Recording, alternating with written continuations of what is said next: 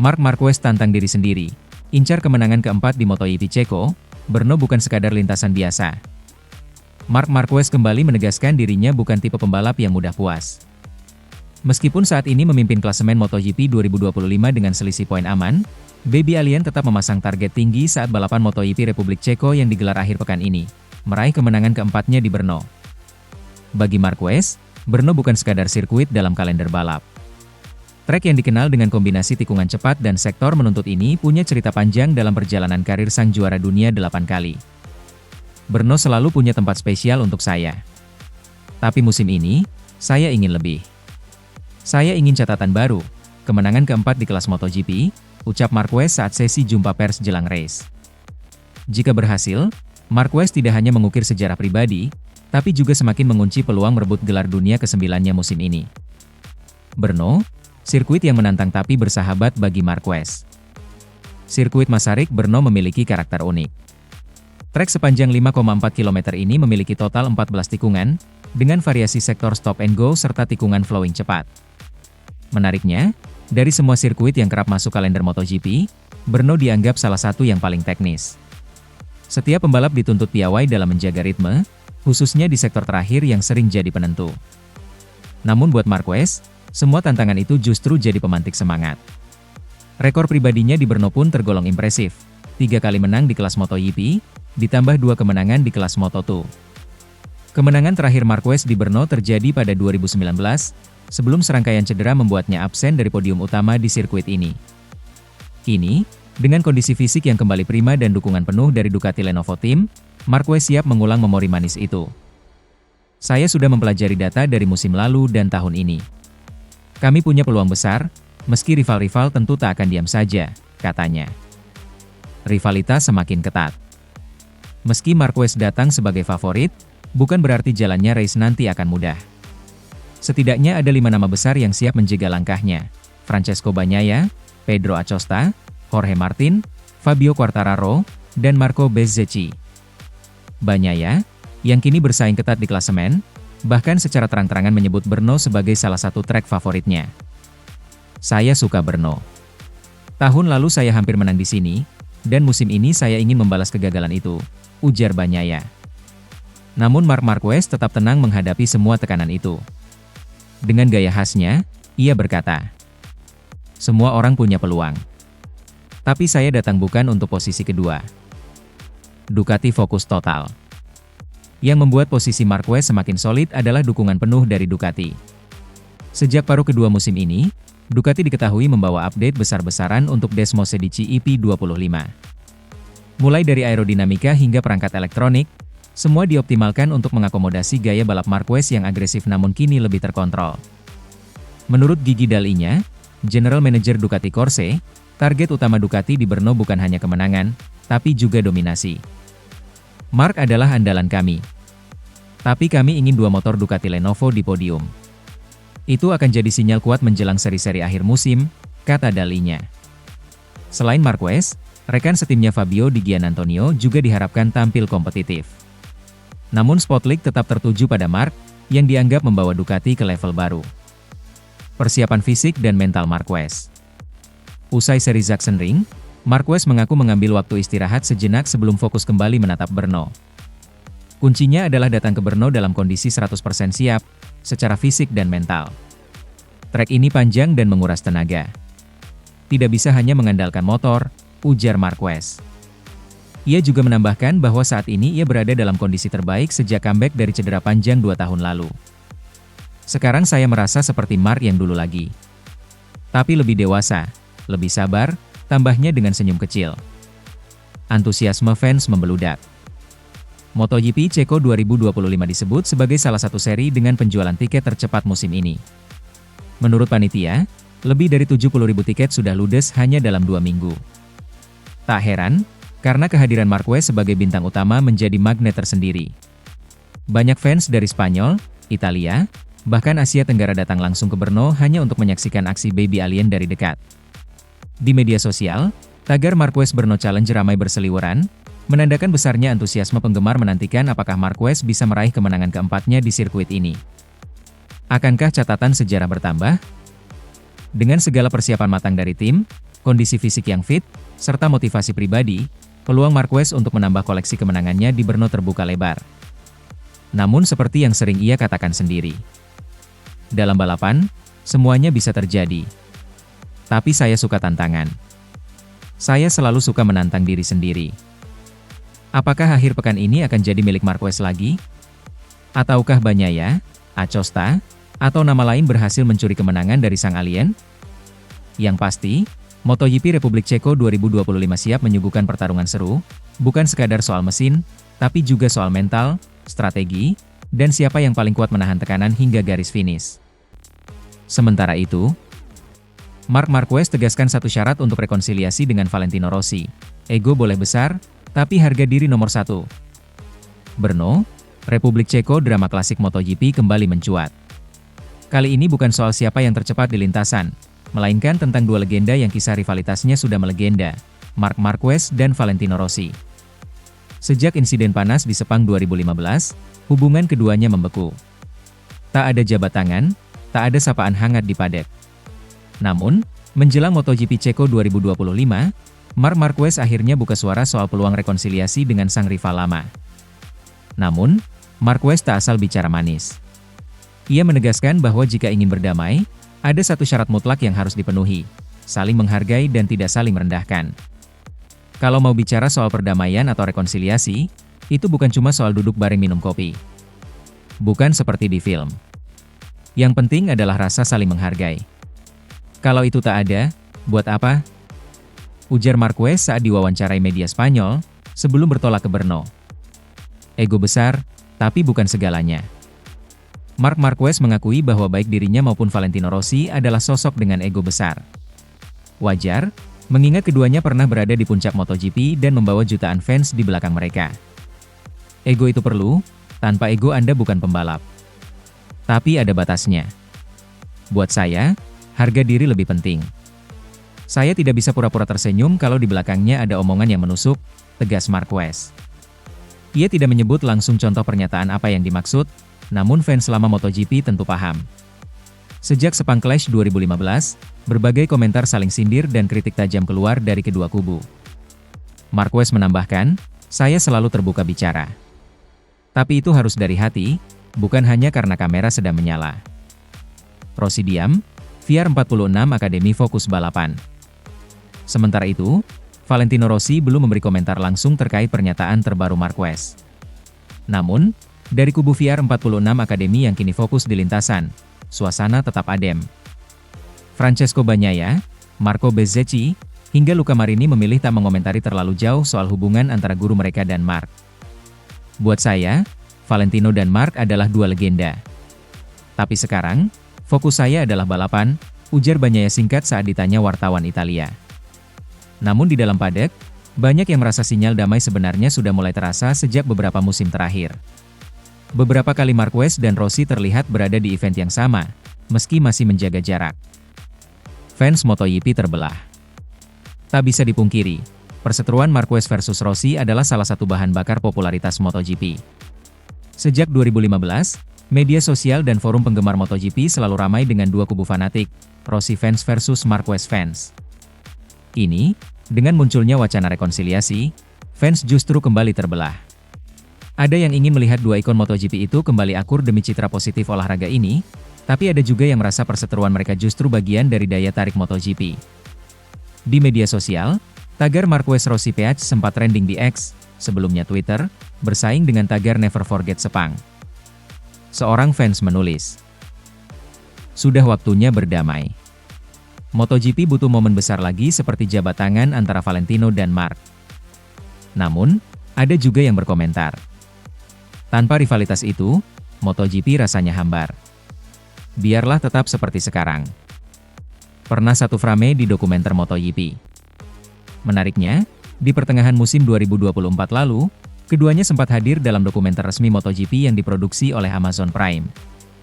Meski tidak duduk bersama, setidaknya ada momen di mana Marc dan Valentino muncul di satu frame, sebuah hal yang jarang terjadi selama hampir 10 tahun terakhir.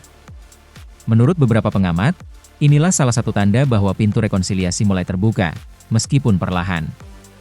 Marc dan Vail mungkin tak akan pernah jadi sahabat.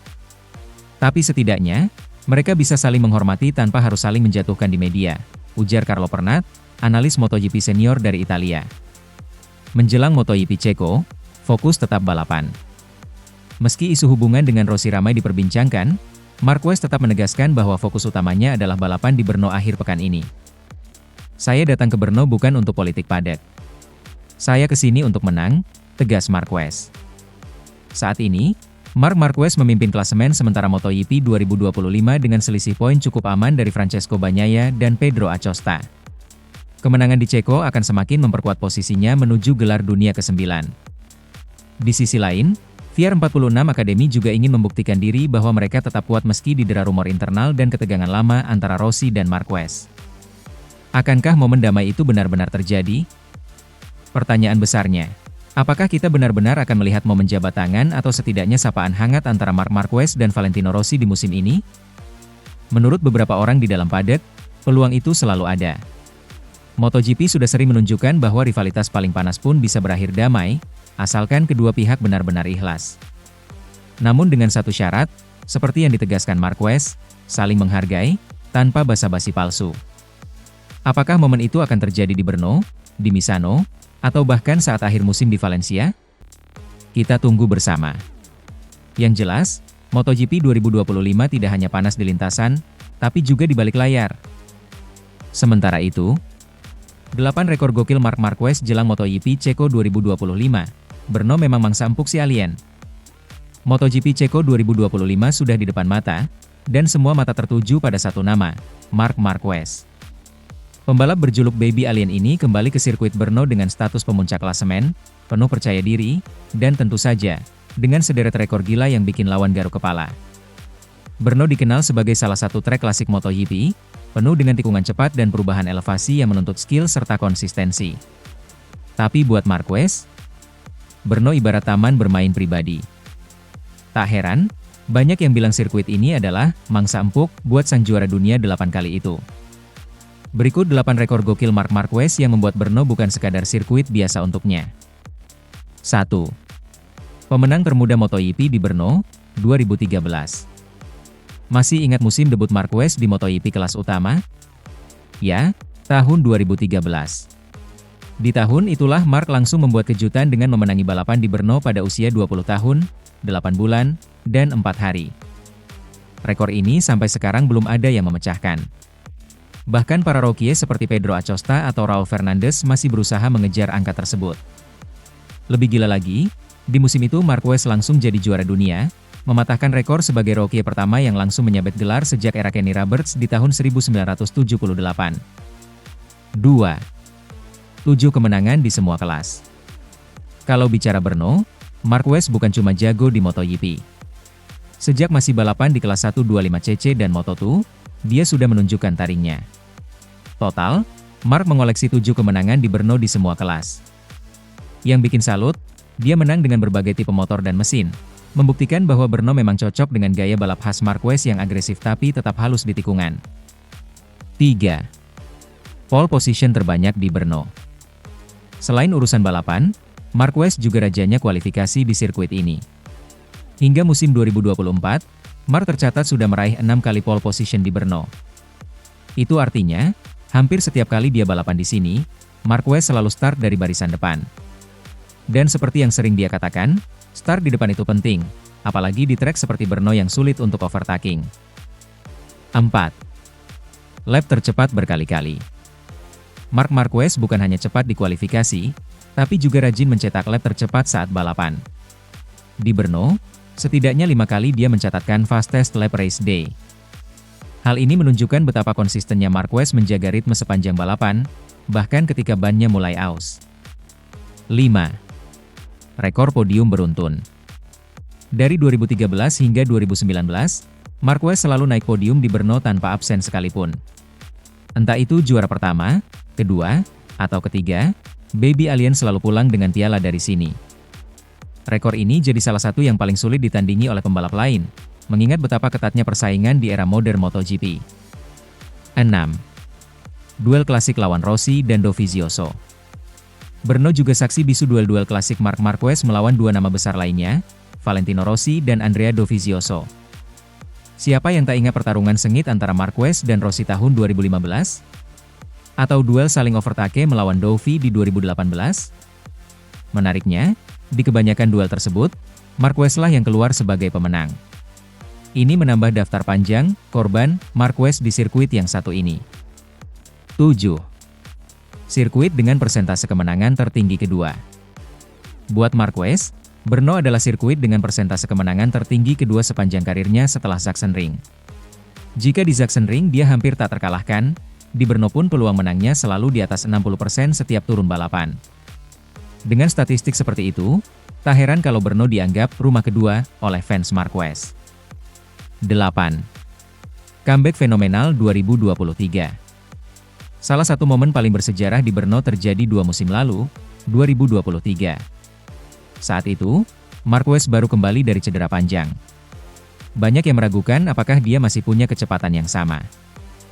Jawabannya, Marquez membungkam semua keraguan dengan meraih podium ketiga setelah memulai dari posisi ketujuh.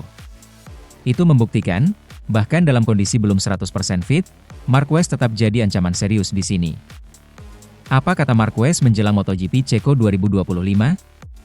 Menjelang seri Brno tahun ini, Marc Marquez tampil santai namun tetap waspada. Saat diwawancara oleh media Spanyol, ia mengatakan, "Brno selalu spesial buat saya. Banyak kenangan, banyak momen bagus, dan tentu saja banyak kemenangan. Tapi saya tidak mau terlena. Tahun ini persaingan lebih ketat dari sebelumnya." Marc juga menyebut nama-nama seperti Bagnaia, Acosta, dan Bezzecchi sebagai rival berat di seri kali ini. Tapi yang terpenting adalah tetap menikmati balapan. Kalau saya bisa menikmatinya, biasanya hasilnya bagus, tambahnya. MotoGP Ceko 2025, akankah rekor bertambah? Dengan kondisi fisik yang kembali prima dan dukungan penuh dari Ducati, banyak yang memprediksi Marquez akan menambah daftar rekornya di Brno tahun ini. Apakah ia akan kembali pole position? Menang lagi? Atau mungkin mencetak lap tercepat ke-6 kalinya? Yang jelas, akhir pekan ini semua mata akan tertuju ke sirkuit Brno.